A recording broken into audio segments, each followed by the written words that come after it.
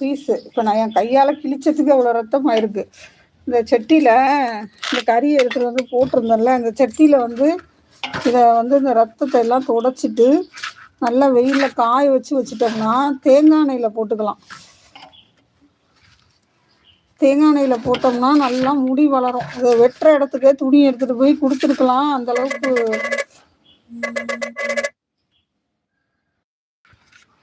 இதில் வந்து இப்படி எடுத்தால் இந்த ரத்தம்